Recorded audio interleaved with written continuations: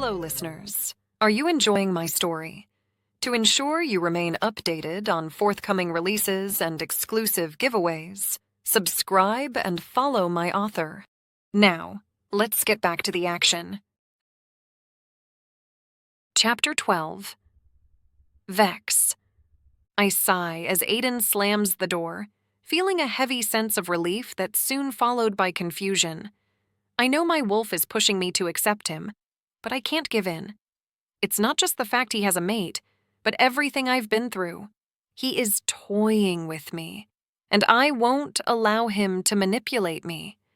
Taking a deep breath, I need to refocus on my plan. I'm sure Aiden has some trick up his sleeve, like some kind of magic that he's using to force my feelings. If that is true, then the answer could be in the pack. Have you spoken with Eric? I mind link to Beth, but she doesn't respond. Beth? The door swings open and she strides in. Yeah. Doesn't anyone knock anymore? I growl. Her brow raises. Since when do you want me to knock? Never mind, I say, sitting behind my desk. So you've spoken with Eric? How long will it take him to get ready? She takes the seat opposite of me. He's left already. I growl. I didn't authorize that. No, but the sooner the better, she says. Why was Aiden in the hall? Don't change the subject, I snap. I did not decide if we were going to send him. You should have waited for orders. Beth rolls her eyes, as if you were going to say no. I glare at her, but she's right. After what happened with Aiden, time isn't on our side and we don't have any choice other than trusting Eric with the mission. So, what's the rest of the plan then? She asks, leaning back in her chair. We stall, I reply firmly. We need to give Eric time to find out how he's manipulating my feelings. She nods. And how do we stall? I'm working on that, I say. The Alpha meeting has been a help, but after today, I don't see it lasting much longer than 2 days. We just need to keep Aiden from leaving until Eric can get back with answers. I've got an idea, she says, smirking. You. My brows furr. What do you mean? I ask suspiciously. She leans forward, her eyes twinkling. Be his distraction. Keep him here until Eric returns. He is expecting you to want to be close to him. So why not use it to your advantage? Manipulate him while he thinks he is manipulating you. My wolf is excited, jumping at the idea, but my human side knows better. I can feel a war raging inside me, one side wanting to accept, while the other remains cautious. Taking a deep breath, I try to focus on the task at hand and not get lost in my swirling emotions. This might be our only chance of getting him pinned long enough for Eric to return with some answers, or possibly get some for myself. You're right, I sigh. We have no other option, so let's make it happen. What do you mean, no? Alpha Blaine of the Evergreen Pack snarls. I square my shoulders, sitting straighter on my throne. I don't think I stuttered, but as you're older, perhaps you're hard of hearing. I said no. Your pack has more than enough land as is, and I will not authorize any further expansion, despite your protests. Alpha Blaine stands, power rolling off him in waves, as if that will sway my decision. The feeling almost makes me laugh. Despite weeding out most of the alphas causing issues, they will still try to push power over me because I am a female. It's comical, really. Something Halax had been right about. My mind flashes back. Why would you choose me? I ask, pacing the room. You could choose anyone to take your place. Why me? Halax straightens in his bed.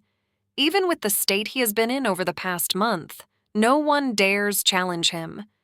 You're meant to lead, he says, staring me down. You are smart, fast, fierce, and above all, loyal, he growls. And female, I snort. In case you forgot. No, he chuckles. I've not forgotten. If anything, it's more the reason. I stare at him. More?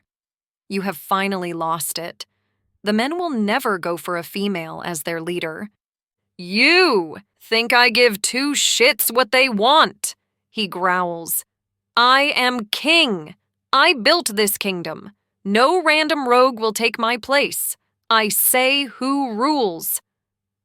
I kneel as his power engulfs the room. He sighs. Yes, you are a woman, and they won't like it. They will underestimate you at every turn. They will try to wield their power over you, and that will be their biggest mistake. Use it. I glare at Alpha Blaine, but keep my voice firm. You were already warned. Sit down, or what land you have will be retracted. His face grows darker. I can see his wolf pushing for control. Part of me wishes he would let him out. I'm so over this haggling shit. If they want to keep testing me, then I will give them a lesson they won't soon forget. Sit down, Blaine, says Aiden, looking almost bored. Blaine turns his attention to Aiden. Of course you would take her side. She's already shown your pack favoritism. I'm about to stand when Bethany's eyes lock with mine. Reading her silent message, I lean casually to the side. Though it appears I'm relaxed, I'm anything but. Aiden sighs. If that were the case, then I wouldn't need to be here.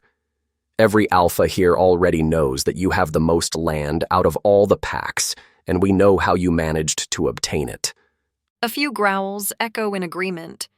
If she were to grant you more, then it would cause not only a distaste among the packs, but with the rogues. Now sit down, because it's not going to happen. Oh, is that what it is? He says, glancing between us. Or maybe it's because you're fucking her. A growl echoes through the hall as Aiden shoots to his feet. Blaine smirks, but his attention is focused in the wrong direction. That's a disrespect I will not tolerate. Standing, I step forward, my fist connecting with his face. A loud crack echoes as he's thrown back, out cold, before he even hits the floor. There is stunned silence before someone bursts into laughter, followed by a few others, while some stare at me in disbelief. They continue to underestimate me. Most do not expect such strength or speed from someone so small. But as Halax had pointed out, that will be their greatest mistake, making assumptions about who I am and what I can handle. Angel and Demon make their way around me, ready to finish him off. But I hold out my hand. I won't take the disrespect, but I am not trying to start a war either. With a satisfied nod, I sit back on my throne, watching as his beta and a few others remove him from the room. Beth moves to stand beside me, taking advantage of the distraction as the alphas murmur amongst one another. That's not exactly what I had in mind. She links. I sigh. You think I should have let him continue? Just allow disrespect? That's not like you at all. No, I think you should have allowed Aiden to handle it. She links. Alphas have high egos. You should have let him feel like he could protect you. Excuse me? I say, glaring at her. She smirks, turning her attention back to the crowd. Don't get mad at me. I'm just stating facts. At no point did I agree to act weak. I growl, following her gaze. Maybe not weak, she links, but you could still give him some attention, flirt with him a little, make him feel like he has some control over the situation, and that might be enough. I know she's trying to help, but I can't stand the thought of giving in, even if it is fake. To do this in front of the packs or the rogues would cast doubt. Not that I cared about opinions, but I don't need my rogues questioning if I've gone weak. You're asking too much, Beth. I link as my eyes roam the hall again, slowly taking each person in. Sometimes it helps to pretend, especially with alpha males like Aiden. You need to if we stand a chance at pulling this off, she states, but doesn't take her eyes away from the crowd. And though I want to argue, I know she's right. So, she continues, how do you plan on convincing him?